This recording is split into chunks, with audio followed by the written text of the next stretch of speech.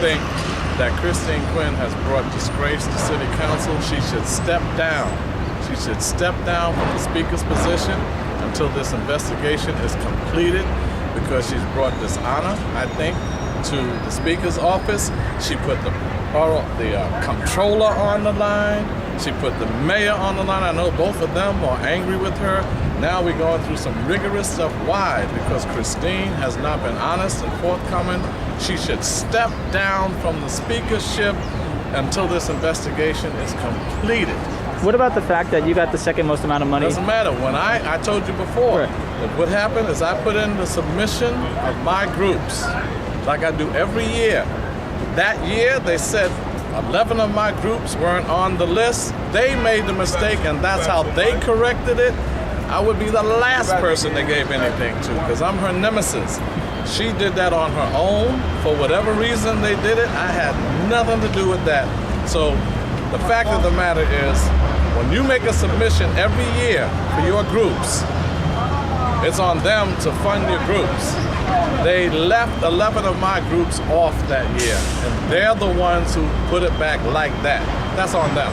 Okay, but given the fact that you are her nemesis, why should we take seriously what you're saying right now? Well, because or why should, you know what I'm saying? They'll say, "Oh, Charles hates us," or whatever, and he's always criticizing us. Well, that's not true. I don't always criticize anybody. The fact of the matter is, no matter where it's coming from, am I making sense?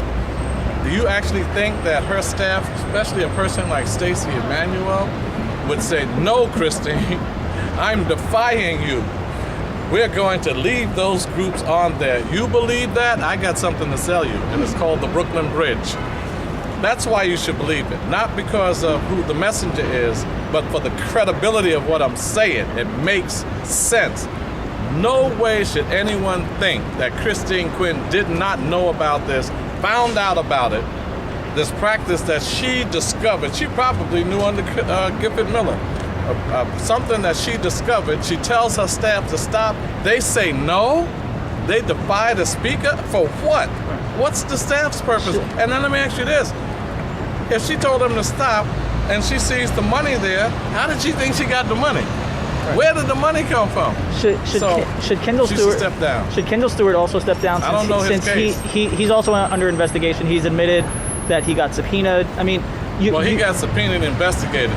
I know more about Christine Quinn. I don't know about Kendall's situation. Just walk me through like the reason why she should step down as speaker. Is it because she's under investigation and it's a philosophical point of view that anyone under that scrutiny or that? Because she's brought disgrace to the speaker's office. Nobody in City Hall believes she didn't know. Some people would say the same thing about you. I mean that you have made some comments in the past. Well, then call for me to step down for what? Because I said what? Slapping white people, so supporting Mugabe. Take me to the commission, and that's fine with me. Bring it. That pales in comparison. We're not talking about rhetoric that people disagree with. That is no comparison to you actually funding to the tune of $4-some-odd million bogus companies, organizations that don't exist. This has nothing to do with rhetoric at a rally. And who should be speaker if she steps down? I'm not going that far. Me, I should be the speaker. Well, but you're leaving. No, I don't think we should talk about replacing her. But I think the respect on the real side, on the respectful thing would be to say, hey, I'm going to step down and put someone else in there that's more credible, not under investigation, until it's completed. And just lastly, what's happening with Diane Gordon's seat? Are you running? Is Mrs. Barron running? We're looking at my wife running for that seat. I think so you're not going to do it? Nothing's definite. We'll know something in the next 3-4 days, but we're leaning more toward my wife doing it because a lot of males are in leadership out there, and we don't want to take another female is out and then replace them with another male. Then the council person will be a male, the state senator's a male, the congressperson's a male, and I think it should be a seat. What's her experience in terms of? Oh, she's been a long-time activist. She's not held elective office. She's been 37 years in the education system. She's been a principal. She's been an assistant to the superintendent. And she's worked with me on issues out in East New York, whether it's housing, police brutality, constituency services. And she's been a member of Reverend Herbert Daughtry's church. She headed up their education department. She's strong on education, and that would be great to have an education activist up in City Hall. Very outspoken and far more intelligent than I'll ever be. Does having her being your wife somehow start creating a dynasty of sorts, which some people have problems with? That's honestly, that's one of the concerns I have, because I'm not into that. I don't like when you always try to get your family members in, but nor should we punish our family members who are impeccably qualified. So that's my dilemma. I agree with you. I don't like that idea, but this is not like Priscilla Wooten trying to put in Donald Wooten, who's not qualified, or some others putting in their family members who just simply are not qualified just because they have the last name. She is a leader in her own right. As a matter of fact, many people voted for me because I was her husband. She's been teaching for 30, 40 years out there. So, you know, a person in kindergarten now is 30, 40 years old.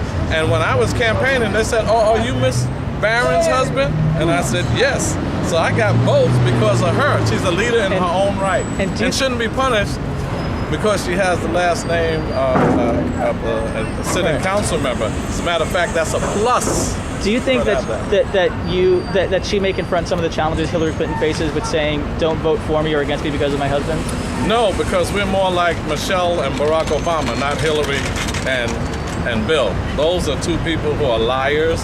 Those are people who are power-hungry, political animals who made racist statements during the campaign. We are no comparison to Bill and Hillary. We're more like Obama and Michelle.